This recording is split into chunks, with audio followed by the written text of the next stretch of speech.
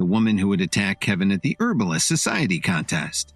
She'd been busy teaching her students when she heard that Kevin had arrived in Grandpa Williams' room at the hospital. She rushed right over, expecting trouble.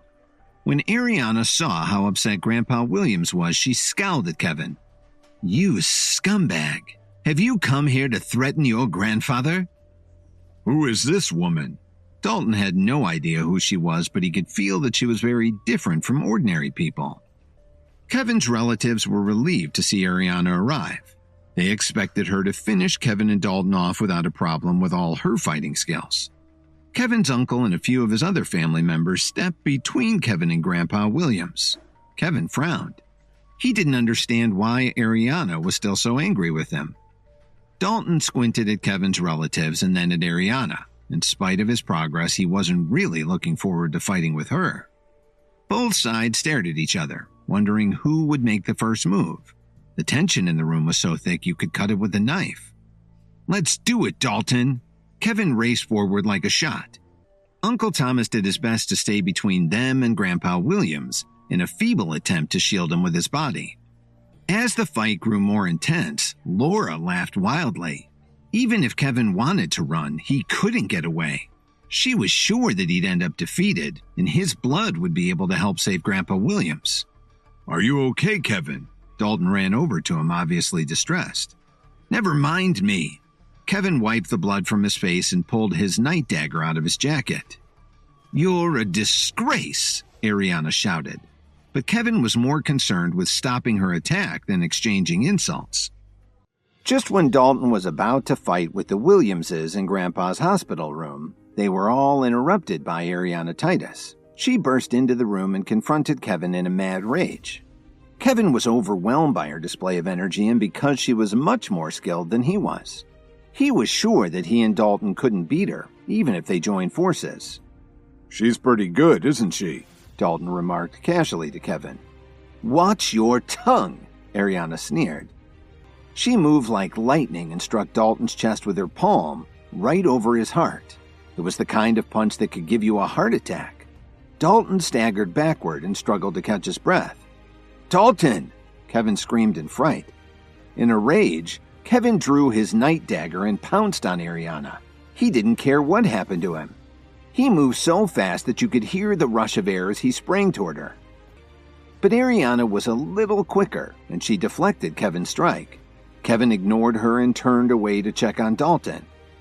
"How are you, friend? Are you okay?" Kevin asked in a panic. "You should get out of here, Kevin. I may never get to see Chicago again. Promise me you'll take care of Miranda for me." "No, Dalton, you've got to hold on. I've got a way to save you." "Before you save your friend, you should figure out how to save yourself." Ariana stabbed Kevin with her dagger. She was so close and so quick that he couldn't avoid it. The Williams family was certain that they were witnessing Kevin's death. They couldn't help getting excited. "What's going on?" Ariana looked at Kevin in disbelief. She knew that she hadn't missed him, but after piercing his shirt, the dagger couldn't go any further. Kevin looked down at his heart and saw that the blade had been unable to reach his skin. The Alliance leader's gift had saved his life. All of a sudden, Kevin exhaled deeply and took several steps back. Everyone was shocked at this turn of events. The blade that Ariana had just used was sharp enough to kill anyone, no matter how much they had been training and developing their body. But she had no idea that Kevin was wearing protective clothing. His ballistic shirt had not only absorbed all the energy, but reflected it back at her as she stabbed Kevin. She knew that Kevin couldn't stop a blade himself, but had to have something helping to protect him. "Let's go, Dalton!" Kevin tried to rouse his friend so they could get away. "Where do you think you're going?"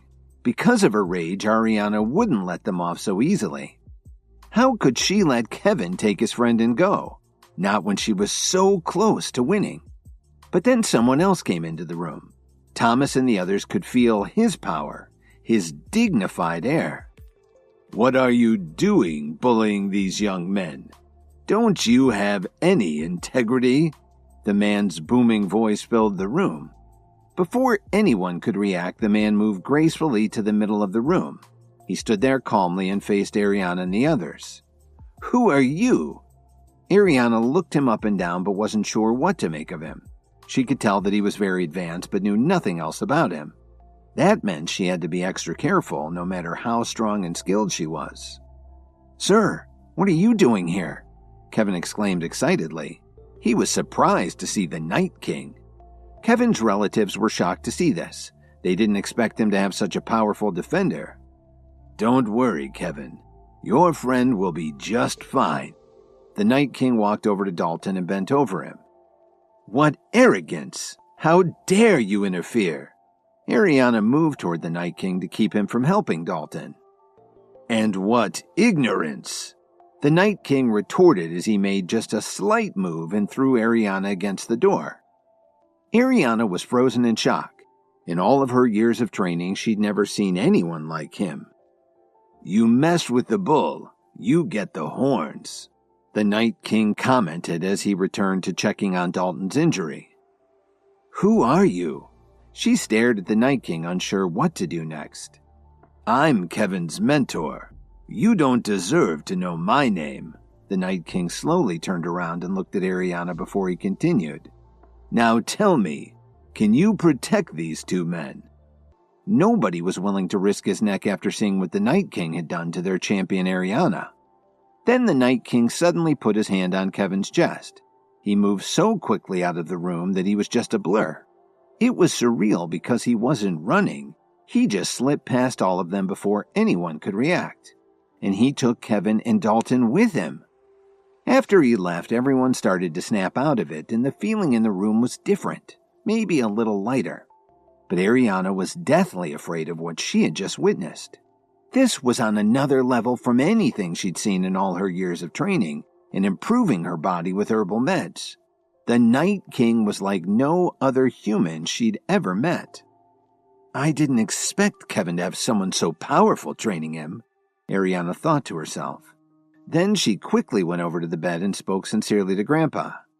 "Mr. Williams, I'm sorry, but I may have to leave you and your family for a while. Please take care of my students." "Where are you going?" Laura immediately asked. She could see how powerful Kevin's mentor was, and she knew that Dalton was probably going to recover. If Kevin decided to take revenge, he'd have a powerful ally. But if he were still part of the Williams family, maybe that wouldn't happen.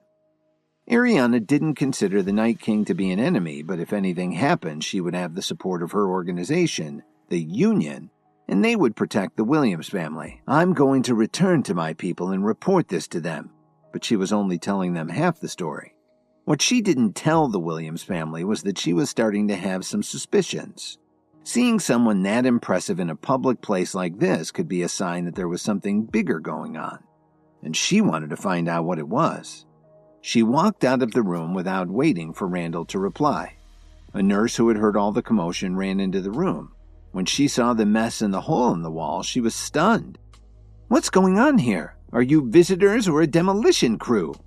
The nurse was very upset by their behavior. "I'm sorry, nurse. Our family will compensate you for any damages." Thomas took a deep breath and tried to calm himself. The nurse was more concerned about Grandpa Williams, though. Repairing the room wasn't in her job description. She looked Thomas in the eye and reminded him, "We need to know who's been chosen to provide the blood transfusion. Our specialists have informed me that it must be done no later than tomorrow." "You can rest assured that we've made our decision. Please, make the necessary arrangements for my father." Thomas sighed as he looked over at his father lying helplessly in the hospital bed. Laura tried to speak, but she just couldn't find the words. Now that Kevin had been taken away, Thomas and Ethan were the only ones left who could provide a transfusion for Grandpa Williams. But she didn't object because she was trying to keep a low profile. Ethan looked incredibly depressed.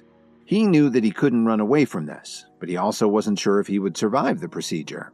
This wasn't even a regular blood transfusion.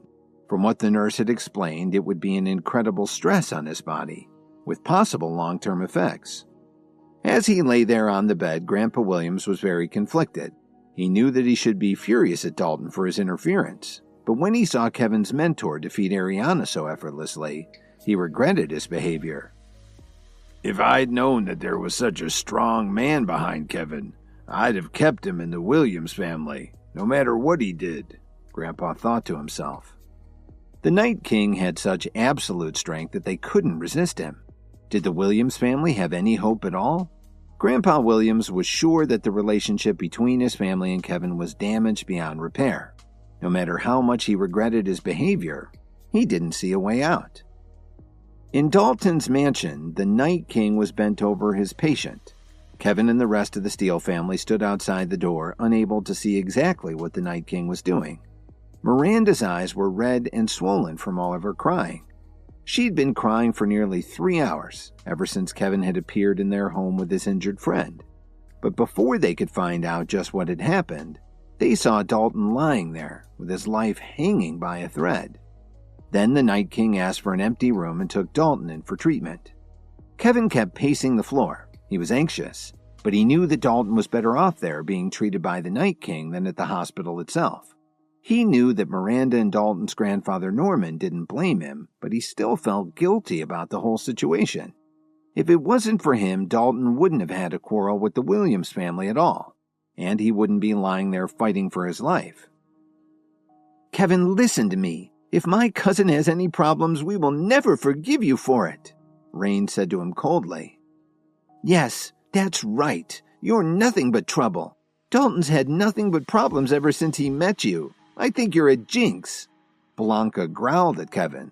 "Because of you, the Jones family's on the verge of bankruptcy. Your wife was seriously injured not long ago, and my cousin was almost permanently disabled thanks to you.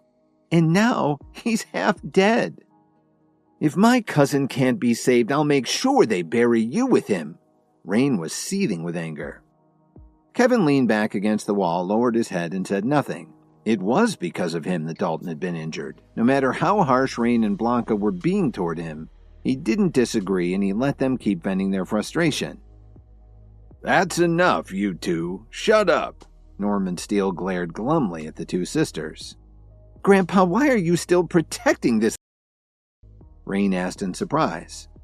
"If it wasn't for the bad luck Kevin's brought us, my cousin wouldn't be like this. I have no idea how he can be saved," Blanca said as her voice got choked up. "Grandpa, why don't we just take him to the hospital? That man who's in the room with Dalton has already delayed getting medical treatment." "I told you both to shut up. Didn't you hear me?" Norman interrupted Blanca before she could finish her tirade. "What's the use of going to the hospital? Can any of those quacks be as skilled as the man who's working on Dalton right now?" Norman growled bitterly. In his opinion, since Kevin had called the Night King, it was certain that he was no amateur and he would surely be able to save his grandson. Miranda stood silently at the door, looking absolutely despondent. Everyone could feel that she was on the verge of a collapse. Suddenly, the Night King opened the door and walked out. Several people hurriedly gathered around him to inquire about the situation. "The blow was extremely powerful and very precise. It bruised Dalton's heart. If Kevin hadn't started to apply first aid at the risk of being attacked himself, the young man would have certainly died." The Night King could tell that the family was already exhausted, so he explained what he'd done so they could be reassured. "I gave him some medication that will help his heart. He's already responding very well. Fortunately, he was in excellent shape to begin with, especially since he'd recently taken the restoration pill. His life is no longer in danger, but he needs one more thing if he's going to completely recover." "What is it?" "I'll find it right away." Kevin immediately offered his help. The Night King's explanation had definitely given them hope and eased their anxiety. Miranda was finally breathing normally now. "I like your positive attitude, but it's not going to be as easy as you think." The Night King looked Kevin in the eyes with a very solemn expression. Norman Steele was resolved to help his grandson. "No matter how hard it is to find, even if it drives us to exhaustion, my family will find it and get it for you." "I need a rare plant that has been infused with gold," the Night King announced to them. "Great! Where in the world were they going to find that?" The Night King had brought Dalton back from the brink of death, but he still required something to help him fully recover. The Steeles and Kevin promised to do everything in their power to find whatever the Night King needed. "The legendary gemstone made by combining gold and water?" Kevin asked in shock. Not bad. I see you found some time to study. The Night King nodded his head a few times and then continued his explanation. Normally, gold and water can't mix, but a process was discovered to create a gemstone that contains gold that's been blended with water. The result is similar to aqua aura, but far more rare and valuable, and we have ways to use it for healing. Kevin had been hopeful for Dalton's full recovery until he heard the last part. The gold and water gemstone is the rarest of the rare, and you could never expect to see a sample in your entire lifetime. How on earth was Kevin going to find any so he could help his friend? I seem to remember seeing some, Norman Steele suddenly exclaimed. About 15 years ago, there was a small piece of it at the Pearl family's auction house. As I recall, it was sold to the Sutherland family for close to $600 million. Are you sure that the Sutherlands bought it? Kevin's eyes lit up as he felt a glimmer of hope. No matter how much it might cost, at least they now had a lead to follow. This would no longer be like looking for a needle in a haystack. The bidding was fierce because several uber-rich families wanted to get their hands on it. Norman seemed lost in thought as he tried to remember the details. Then he added anxiously, "But the Sutherlands don't socialize with families like ours. We're not aristocratic enough for them. If I went to their mansion, they probably wouldn't even let me get past the front gate, let alone give us the gold water gem." "I'll go there. I know Penny. She's the oldest daughter in the family," Kevin said confidently. "Don't worry, Mr. Steele. I'll bring it back here." "How can a loser like you know someone like Penny Sutherland?" Rayne said in disbelief. "Well, I think he's just trying to find a way to slip out of here." Blanca looked at Kevin with disdain. "Penny's completely out of your league. Why would she waste her time being friends with a scumbag like you?" "Rayne, Blanca, you two should really talk less," Norman said angrily. In fact, Mr. Steele didn't blame Kevin at all for what had happened to Dalton. He knew that his grandson had chosen to risk his life for Kevin and that sometimes things don't go your way in life. And that's exactly the kind of man he'd raised his grandson to be. Kevin ignored Dalton's cousins. They were always complaining about something. Then he spoke to his mentor. "Sir, I'm going to go see Penny Sutherland. If Dalton asks, I'm getting him some help." "Don't worry about me," the Night King thought for a moment. Then he reached into his pocket and pulled out a beautifully crafted pendant in the form of an infinity sign.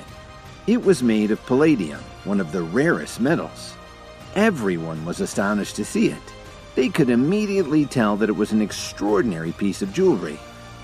"You have to take this pendant with you when you go there. If anyone in the Sutherland family gives you any trouble at all, just show them this infinity pendant, and all your problems will be solved." The Night King spoke very seriously as he put the jewelry into Kevin's hand. "Thank you, sir." Kevin didn't ask any more questions. He knew that the Night King had a lot of secrets, but he wasn't ready to talk about them yet.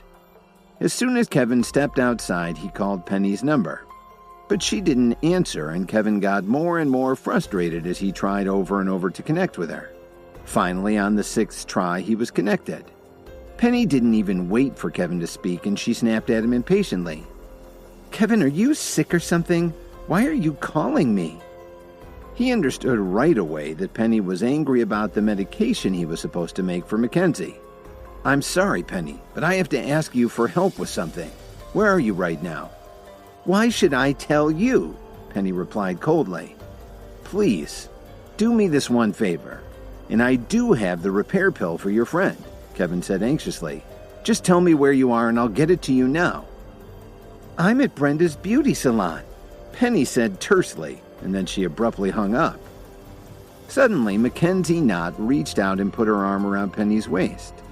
"And who were you talking to?" "I think Penny has a little secret. Could it have been her future husband?" Brenda stared at her friend with a mischievous look in her eyes. "Wow, Penny, since when do you have a boyfriend? Why haven't I heard about him before?" one of the other women asked her. "Tell us everything about him. Don't hide anything from us. We promise to be nice to him." One of her other friends was begging her to give them some details. The women were all sitting around on the plush sofas, smiling as they teased their friend. It was quite a scene. They were sitting in a luxurious beauty salon that Brenda had recently bought. It looked like a legitimate business, but it was just a place for the friends to hang out, and it was never open to the general public. There isn't much to say. It was just Kevin calling. Penny didn't sound very angry, but when she saw her friend's expressions change, she couldn't help thinking about the handsome, naive-looking guy who had her so mixed up. What? Penny? Why did you even answer the phone of that liar? What the heck did he want? You could see the anger in Mackenzie's eyes. It was bad enough that Kevin had seen Mackenzie undressing on Penny's video call, but then he went on to cheat her instead of making the herbal meds he'd promised. After Kevin had disappeared from Penny's basement, she discovered that most of the precious medicinal ingredients in the lab were missing. Luckily, she'd taken a look around when the construction workers were repairing the hole in her basement wall. Because of that, everyone believed that Kevin had only claimed to be an herbalist so that he could get access to her basement and steal the materials. They figured he made the hole in the wall so he could sneak out before being exposed as a fraud. Mackenzie, I really don't think we should call him a liar. As a matter of fact, Kevin just told me that he's made the repair pill he promised, and he's bringing it over right now. Although Penny's tone was very matter-of-fact, her expression showed that she still had some doubts. What? Her friends all replied in unison. They couldn't believe it was true. Don't believe a word that liar says, Penny. I think he just told you so that he could get near you and pull some other crap on you. Mackenzie advised her stubbornly. From everything I've read, the repair pill is one of the lost prescriptions that had disappeared along with most of the apothecaries. Even if someone got a hold of the recipe, it would take a skilled herbalist to make one. Mackenzie tried to remain calm, but she didn't want Penny to be tricked by Kevin again. But just in case Kevin really was a master at herbalism, they had to be careful not to be rude to him. In fact, they still didn't know exactly why he disappeared that night. Was he really worth the loss of so many valuable medicinal ingredients? But if he turned out to be a master herbalist, he was worth any price he asked. When Brenda thought about it, she suddenly got very serious. Penny, do you know how long it'll take Kevin to get here? I'm not sure, but I don't think it'll take him too long. Penny wasn't in the mood to argue with her friends. As far as Penny was concerned, Kevin just couldn't be trusted. First, he broke his dinner date with her. Then he destroyed her basement and snuck off with some pretty pricey herbal ingredients. On the other hand, it was really hard to find a good herbalist, let alone a great one. Penny tried to imagine what it would be like to have an herbalist in her family. If only we could get Kevin into the family, Penny thought to herself. I don't ever want to see that loser again. If he dares to come here, I'll take care of him. Mackenzie clenched her fists tightly. Geez, Mackenzie, do you have something against Kevin? One of the other women burst out laughing at her friend's reaction to him. I've got good reason to be pissed at him. When Mackenzie said this, she was thinking about how Kevin had seen her in her underwear on Penny's phone. While they were all arguing about Kevin, the door opened and he rushed in. He was stunned by the sight of a dozen beautiful women lounging around. He'd expected to walk into a real beauty salon, but this looked more like a nightclub. He felt a little outnumbered and stood there awkwardly. Please subscribe to the Pocket FM YouTube channel and press the bell icon for instant notification. Check out our channel for more such exciting shows.